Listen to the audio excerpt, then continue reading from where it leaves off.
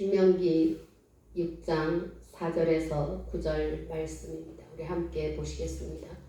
이스라엘아 들으라. 우리의 하나님 여호와는 오직 하나님 여호와시니 너는 마음을 다하고 성품을 다하고 힘을 다하여 내 하나님 여호와를 사랑하라. 오늘날 내가 내게 명하는 이 말씀을 너는 마음에 새기고 내 자녀에게 부지런히 가르치며 집에 앉았을 때든지 길에 행할 때든지 누웠을 때든지 일어날 때든지 이 말씀을 강론할 것이며 너는 또 그것을 내 손목에 메어 기호를 삼으며 내 미간에 붙여 표를 삼고 또 내 집 문설주와 바깥문에 기록할지니라. 아멘. 예, 오늘 말씀의 제목이 가정의 아름다움을 지키라입니다. 한번 따라해 보실까요? 가정의 아름다움을 지키라. 가정의 아름다움을 지키라. 예. 오늘 우리가 5월 첫째 주일 예배를 드리는데 5월은 가정의 달이라고 합니다. 하나님께서 이 땅에 직접 세우신 기관이 바로 가정과 교회라고 합니다. 특히 가정은 하나님께서 우리를 위해서 주신 최고의 선물인 것이에요. 그럼 가정이란 도대체 의미가 뭐냐? 부부를 중심으로 그 부모나 자녀를 포함한 집단과 그들이 의식주 활동을 공유하며 살아가는 물리적 공간인 집을 포함한 생활 공동체를 통틀어 이르는 말이라고 합니다.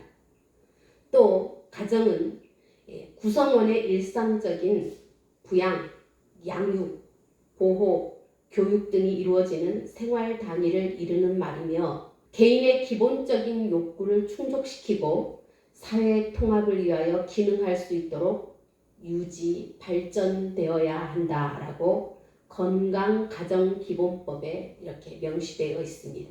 이런 최고의 선물인 가정의 소중함은 요즘처럼 다양한 형태와 문화를 가진 가정들이 절대 포기하지 않고 지향해야 하는 가정 본래의 가치와 소망인 것입니다. 요즘 세계적으로 문제가 되는 동성애 가정에 대해서 20세기 영어권 최고의 설교자로 자주 꼽히고 빌리 그레이엄과 20세기 복음주의의 세계화와 확산을 이끈 지도자라는 평가로 유명하고 20세기에 가장 많이 판매된 기독교 서적을 쓴 저자이기도 한 존 스토트 목사님이 있습니다. 이 목사님은 성경의 전체, 그러니까 통전적 해석이라고 하는데 여러분들이 말이 어려울까봐 제가 이 전체적인 해석이라고 이렇게 말씀을 드립니다. 이 성경의 전체 해석을 통해서 동성애가 비성경적이라는 것을 분명하게 밝히고 있습니다. 하나님은 성경을 통해서 말씀하십니다. 이 성경이라고 하는 말은 헬라어 캐논인데요. 캐논이라고 하는 의미는 표준, 잣대 이런 것을 뜻하는 말입니다. 다시 말하면 우리의 믿음과 행위의 표준이 된다는 말이죠. 성경이. 그래서 성경을 캐논이다 이렇게 말하고 있습니다.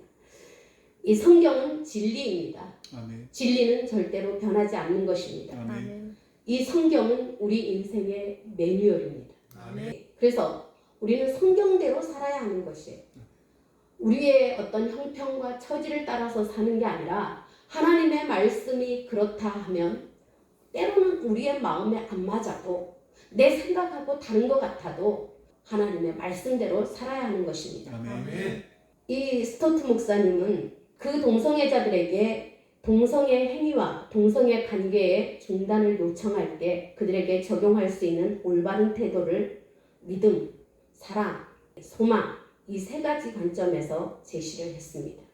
첫째로는 믿음으로 한 남자와 한 여자가 가정을 이루는 하나님의 기준을 인정해라. 아멘. 둘째, 소망으로 우리 속에 내재하는 성령의 능력으로 인한 자유와 주님의 날에 온전한 모습으로 우리가 회복될 것이라는 소망을 품고 살아라. 아멘. 세 번째는요, 사랑으로 동성애의 기저에는 아주 깊은 고독과 사랑에 대한 갈망이 대단하다고 합니다. 그 사람들 속에도 깊은 그 사랑에 대한 이 갈망이 있다. 깊은 고독이 있다. 이것을 우리가 알고 절대 동성애자들을 적대시하거나 차별하는 이런 것을 자제하고 또 지역사회가 그들을 사랑으로 돌보고 조력하는 공동체가 되어야 된다라고 이렇게 말씀을 하고 있습니다. 우리의 모든 사람은 다 고독하고 깊은 사랑을 갈망하고 있습니다. 그래서 보통의 가정도 마찬가지입니다. 우리가 서로 다른 사람들이 만나서 가정을 이루고 또 이렇게 사는 것이 어떻게 보면 절대 우연이 아니에요. 뭐 오다 가다 눈 맞아서 사는 거 이런 게 아니라 모든 것은 하나님의 뜻과 계획 가운데 있었다라는 것을 잊지 마시기 바랍니다. 가정은 하나님께서 이루어주신 작은 천국인 것입니다. 그래서 우리는 이 가정을 아주 소중하게 지켜나가야 하는 것입니다. 가정에서는 가족 구성원의 어떠한 실수나 허물이나 문제점 이런 것들이 있어도 그것을 감싸 안고 또 그것을 용납해주고 서로 사랑으로 허물을 덮어줄 수 있어야 합니다. 사랑은 허다한 허물을 덮는다고 했습니다. 예수님께서도 우리의 죄를 용서하시고 우리를 위해서 죽기까지 사랑하신 그 사랑을 본받아서 우리도 서로 사랑으로 품어줄 수 있어야 합니다. 또한 가정은 사람에게 가장 편한 안식처가 되어야 합니다. 이것은 서로의 배려나 희생이 없이는 절대 불가능한 것입니다. 서로 이해하고 품어주고 용납하고 이래야 되는 것이 바로 가정인 것입니다. 1852년 4월 10일에 유럽 각지를 방랑하던 미국 시민 존 하워드 페인이라는 사람이 알제리에서 사망했어. 31년이 지나서 미국 군함으로 그의 유해가 본국으로 운구되었습니다. 그 유해가 뉴욕에 도착하던 날 부두에는 뉴욕시가 생긴 이래 최대 인파가 몰려들었다고 합니다. 대통령을 비롯해서 국무위원들 모든 사람들이 이 부두를 가득 채웠는데 도대체 어떤 사람이길래 이 많은 인파가 몰려들었는가? 그는 대단한 부호도 아니었습니다. 권력자도 아니었습니다. 그는 위대한 과학자도 아니고 그저 평범한 시민의 한 사람이었는데 어떻게 전 미국인들의 가슴을 울릴 수 있었을까? 그것은 한 곡의 노래 때문이었습니다. 원 제목은 홈 스위트 홈, 즐거운 나의 집. 여러분들도 많이 불러본 노래일 거예요. 즐거운 곳에서는 날 오라 하여도 내 쉴 곳은 작은 집, 내 집뿐이리. 내 나라, 내 기쁨, 길이 쉴 곳도 꽃피고 세우는 집, 내 집뿐이리. 오 사랑 나의 집, 즐거운 나의 벗, 집, 내 집뿐이리. 이 헨리 비숍이라고 하는 사람이 곡을 붙인 노래입니다. 이 노랫말을 지은 존 하워드 페인은 미국의 극작가이자 배우였습니다. 그는 13살에 어머니를 잃고 아버지마저 세상을 뜨자 가족이 흩어져 버렸습니다. 그때부터 그에게는 집이 없었습니다. 그나마 웅변 선생이었던 아버지의 가르침 덕분에 뛰어난 배우가 된 그는 영국 무대로 진출한 최초의 미국 연예인이기도 했습니다. 그가 이 노래를 지은 것은 프랑스 파리에서 돈 한 푼 없는 비참한 떠돌이 생활을 할 때였습니다. 그는 평생 결혼을 하지 못하고 가정이 없는 외롭고 쓸쓸함을 처절하게 맛보았기 때문에 가정의 소중함을 뼈저리게 느낄 수 있었습니다. 그래서 단란한 가정에서의 행복한 삶을 꿈꾸며 이 가사를 썼다고 합니다. 이렇게 그는 가정의 소중함을 일깨워 주었기에 그 어떤 유명한 사람보다 더 미국인들에게 존경을 받았습니다. 여러분, 돈으로 좋은 집은 살 수 있습니다. 그러나 돈이 아무리 많아도 좋은 가정은 돈으로 살 수 없습니다. 아멘. 무엇보다 가정은 교회와 분리된 공간이 아닙니다. 우리는 교회에서 예배드리고 밖에 나가면 언제 하나님이 계셨는가 할 정도로 우리는 함부로 사는 경향이 많이 있습니다. 그러나 하나님을 진정한 가장으로 그리고 주인으로 왕으로 모시고 섬기며 살아야 하는 곳이 바로 가정입니다. 아멘. 그래서 하나님은 모세를 통해 이 백성이 하나님을 어떻게 섬기며 자녀를 어떻게 양육하고 가정을 지키며 살아가는지를 알려주셨습니다. 우리 본문을 한번 다시 보겠습니다. 신명기 6장 4절에서 9절까지 우리 다시 한번 보겠습니다. 이스라엘아 들으라. 우리의 하나님 여호와는 오직 하나인 여호와시니 너는 마음을 다하고 성품을 다하고 힘을 다하여 내 하나님 여호와를 사랑하라. 오늘날 내가 내게 명하는 이 말씀을 너는 마음에 새기고 내 자녀에게 부지런히 가르치며 집에 앉았을 때든지 길에 행할 때든지 누웠을 때든지 일어날 때든지 이 말씀을 강론할 것이며 너는 또 그것을 내 손목에 메어 기호를 삼으며 내 미간에 붙여 표를 삼고 또 내 집 문설주와 바깥문에 기록할지니라. 아멘. 이스라엘아 들으라. 이 말은 히브리어로 쉐마 이스라엘입니다. 이 쉐마는 바로 들으라 이 소리예요.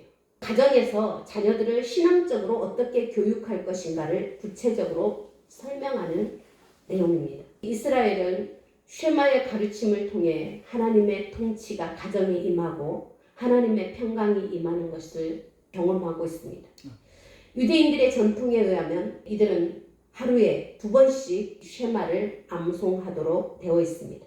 쉐마는 이스라엘의 의식 구조와 삶에 가장 큰 영향을 미친 신앙 고백문입니다. 이들은 쉐마를 정기적으로 암송하는 습관이 구약시대에부터 정착되어 있어요. 내가 내게 명하는 이 말씀을 너는 마음에 새기고 내 자녀에게 부지런히 가르치며 이 말씀을 강론하라. 이 부분을요 그들은 명령으로 이해를 했습니다. 누워있을 때든지 일어날 때든지 이것을 문자적으로 해석해서 아침과 저녁에 한 차례씩 쉐마를 암송하는 것을 제도로 정했다는 거죠. 이 탈무드에 의하면 유대인 남자아이가 태어나서 말을 시작할 때 부모들이 가장 먼저 쉐마의 첫 절인 신명기 6장 4절을 가르치도록 규정되어 있다고 합니다.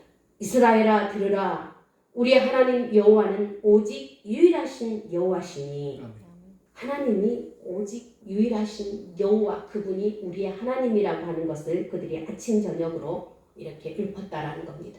그리고 실제 역사적으로 주후 2세기 랍비였던 아키바가 로마군에 의해서 처형당하기 직전에 마지막으로 이 쉐마를 암송하였는데 그 전례를 따라서 모든 순교자들이 죽기 직전에 마지막 순간에 이 쉐마를 암송하였다라고 합니다. 그것이 죽음 직전에 모든 유대인들에게 자신의 마지막 신앙 고백으로 이 쉐마를 암송하는 관습으로 자리를 잡게 된 것이죠. 결국 그래서 쉐마는 유대인들이 태어나서 제일 먼저 배우는 신앙 고백이면서 죽음을 앞두고 맨 마지막에 고백하는 신앙 고백인 것입니다. 이스라엘의 역사만큼이나 긴 전통을 가진 쉐마는 구약시대 이스라엘이 지킨 신앙의 기본 핵심인 것이에요. 그래서 모세오경 중에서 쉐마의 첫 절인 신명기 6장 4절 바로 구약 전체의 요지라고 이렇게 말을 하고 있습니다. 그리고 신명기 전체는 이 쉐마의 핵심인 내 하나님 여호와를 사랑하라 이 부분을 해석하는 해석서라 이런 내용을 주장하는 사람들도 있습니다. 이렇게 쉐마의 중요성 때문에 히브리어 전통의 수호자들이라고 하는 필경사들 그리고 학자들 그런 사람들인 미소라 학자들이 지켜온 성경은 이 절의 첫 단어 쉐마 이스라엘 여기에 보면 아인이라고 하는 히브리어 글자가 있어요. 그리고 우리 하나님은 유일하신 여호와 그 내용인 아도나이 에카드 이 단어에 달렛이라고 하는 기억자처럼 생긴 글자가 있어요. 이 글자 두 단어를 가장 크게 이렇게 대문자로 기록하는 전통을 가지고 있다라고 합니다. 아인과 달렛을 갖다 붙이면 이 글자가 에드라는 글자가 되는데요. 이 에드는 바로 증인 이런 뜻을 가지고 있는 단어입니다. 그래서 쉐마를 암송함으로 하나님의 유일성을 다른 사람들에게 증거해야 하는 의무와 책임이 있다라는 것을 강조하고 있는 것입니다. 아멘.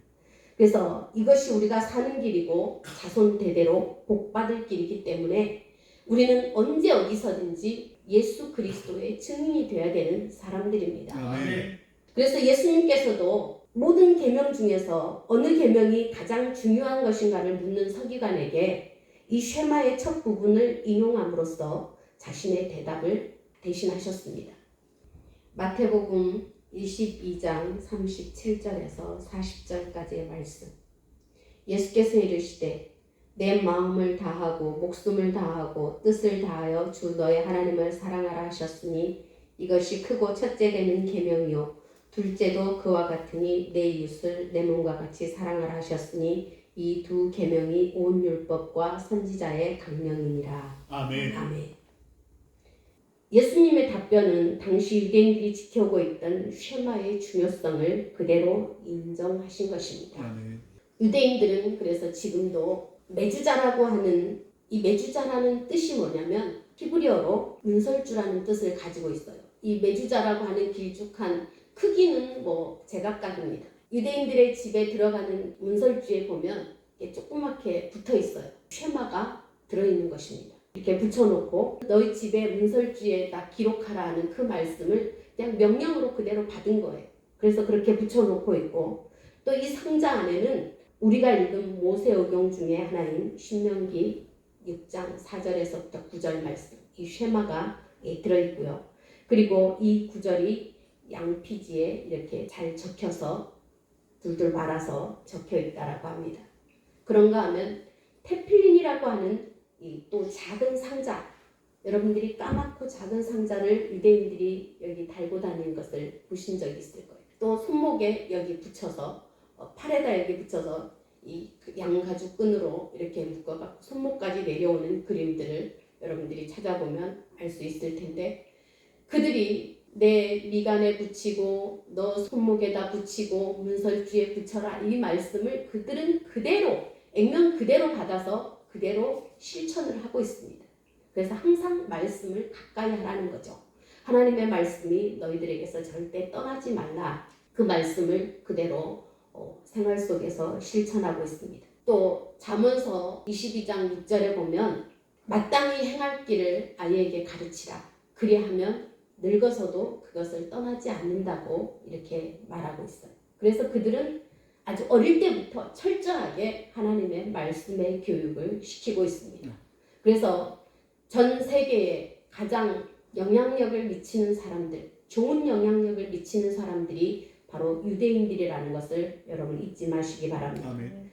이런 맥락에서 보면 오늘날 우리는 이 얼마나 가정 예배가 소중한지, 가정에서 하나님을 섬기고 하나님의 말씀을 보고 하나님의 말씀으로 자녀들을 교육하고 하는 것이 얼마나 귀한 일인가를 우리가 볼 수 있습니다.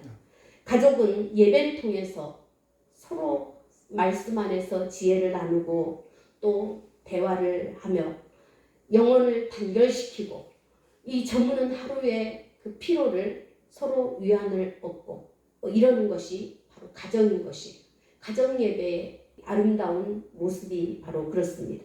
그래서 이 행복한 가정은 미리 나누는 천국이라 이런 말을 한 시인이 있습니다. 그런가 하면 교육의 아버지라 불리는 페스탈로찌는요. 이 세상에는 여러 가지 기쁨이 있지만 그 가운데서 가장 빛나는 기쁨은 바로 가정의 웃음이다.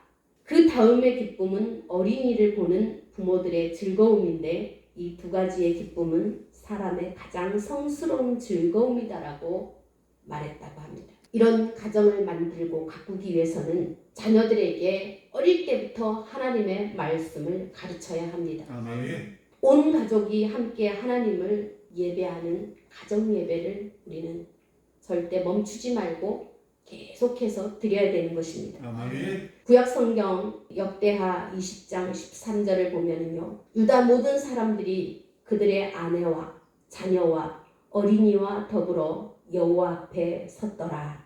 아멘. 아멘. 또 신약 성경을 우리가 살펴보면요. 고넬료라고 하는 사람의 가정이 있습니다.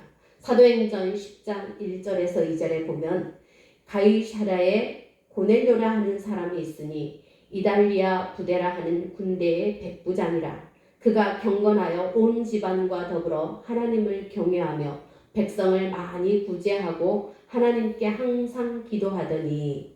아멘. 하나님께서는 이런 고넬료를 보시고 그가 비록 이방인이었지만 베드로를 보내서 세례를 베풀게 하십니다. 이제 말씀을 정리하여서 보겠습니다. 이렇게 하나님을 경외하면서 가정의 아름다움을 지키는 자의 받을 복은 어떤 것인가? 시편 128편 1절에서 6절 말씀을 보겠습니다. 여호와를 경외하며 그 도에 행하는 자마다 복이 있도다. 함께 보시겠습니다. 다시요. 여호와를 경외하며 그 도에 행하는 자마다 복이 있도다. 내가 내 손이 수고한 대로 먹을 것이다. 내가 복되고 형통하리로다. 내 집 내 실에 있는 내 아내는 결실한 포도나무 같으며 내 산에 들린 자식은 어린 감람나무 같으리로다. 여호와를 경외하는 자는 이같이 복을 얻으리로다. 여호와께서 시온에서 내게 복을 주실지어다. 너는 평생에 예루살렘의 복을 보며 내 자식의 자식을 볼지어다. 이스라엘에게 평강이 있을지로다. 아멘. 우리는 고넬료의 가정처럼 늘 경건하게 예배하는 가정이 되어야 합니다. 아멘. 많은 복을 받아서 구제하고 선교하는 가정이 되어야 할 것입니다. 아멘. 이렇게 예배를 통해 말씀을 듣다가 또 우리의 죄가 생각나거나 깨달아지거든 우리의 죄와 허물을 인정하고 자백하면 예수님의 십자가에서 흘린 피로 우리의 죄를 씻어주십니다. 아멘. 그러므로 우리는 이제 이 복음이 주는 소망을 꼭 붙잡아야 합니다. 아멘. 우리는 오직 그리스도 예수 안에서 믿음으로 하나님의 자녀가 되었습니다. 아멘. 모두가 그리스도로 옷을 입은 하나님의 가족입니다. 아멘. 우리는 믿음으로 의롭게 됨으로 예수님 안에서 하나가 되었습니다. 아멘. 우리는 아브라함의 자손입니다. 아멘. 하나님은 당신의 아들을 우리를 살리려고 십자가에 못 박아서 죽이시면서까지 우리를 사랑하시고 하나님의 가족으로 삼아 주셨습니다. 아멘. 그러므로 우리는 예수 그리스도를 믿음으로 약속의 상속자가 되었습니다. 아멘. 할렐루야. 아멘. 오늘 들으신 말씀대로 온 가족이 말씀 안에서 예배를 통해 하나님을 잘 섬기고 주님의 사랑으로 하나님께서 우리를 위해 주신 최고의 선물인 가정을 아름답게 지켜내서 천국으로 갖고 가시기를 예수 이름으로 축원합니다. 아멘. 저는 마지막으로 오늘 아침에 어느 분이 제게 보내준 영상 하나를 소개하고 말씀을 마치겠습니다. 어느 아버지와 아들이 한 5살쯤 되는 아들이 있는데 그 아들과 아버지가 얼음판 위에서 둘이 아주 즐겁게 뒹굴면서 놀았어요. 한참 놀다가 잠시 아빠가 한눈을 파는 사이에 아이가 없어졌습니다. 이 아빠가 아들의 이름을 부르면서 찾아다니는데 없어요. 금방 눈앞에서 순식간에 없어졌습니다. 아빠가 직감이 오죠. 아, 얼음 속에 빠졌구나. 아빠가 뛰어가서 얼음이 얇은 데를 뒤져 막 눈을 헤집고 찾아봅니다. 그런데 아이의 모습이 보이지 않습니다. 미친 듯이 아이의 이름을 부르면서 아빠가 이렇게 찾다 보니까 아이가 붉은색 잠퍼를 입었는데 그 아이의 모습이 보여요. 그러니까 그 아버지가 거기에 아무 도구가 없습니다. 두꺼운 얼음을 그릇하고 그 아이를 두고 어디로 갈 수도 없잖아요. 자기 맨주먹으로 막 그 얼음을 깨는데 이 손이 온전하겠어요. 그 손으로 주먹으로 맨주먹으로 얼음을 두들겨 깨가지고 결국은 아이를 꺼냅니다. 그 아버지의 온 손은 피투성이가 되고 뼈가 다 부러지고 부서져서 그러나 그 아이를 살려냈어요. 바로 예수님은 십자가에서 당신의 온 손과 발에 옷이 박히고 몸이 찢기고 그러면서 저와 여러분을 살려내셨습니다. 아멘. 우리를 하나님의 자녀로 하늘 가정의 가족으로 우리를 받아주셨습니다. 아멘. 우리가 이 하나님의 은혜를 우리는 땅끝까지 전해야 될 사명과 의무와 책임을 가지고 있습니다. 아멘. 저와 여러분이 한 주간도 이런 사랑을 받은 자들로서 우리의 가정을 소중하게 지키고 우리의 자녀들에게 내 이웃에게 하나님의 말씀을 잘 가르치고 증거하고 이렇게 해서 빛과 소금의 역할을 온전히 잘 감당하여서 작은 가정, 우리의 가정도 소중하지만 이 교회는 하나님의 가정입니다. 아멘. 그렇죠? 이 가정을 아름답게 지키고 유지해 나가는 저와 여러분이 되기를 예수 이름으로 축원합니다. 아멘. 좋으신 하나님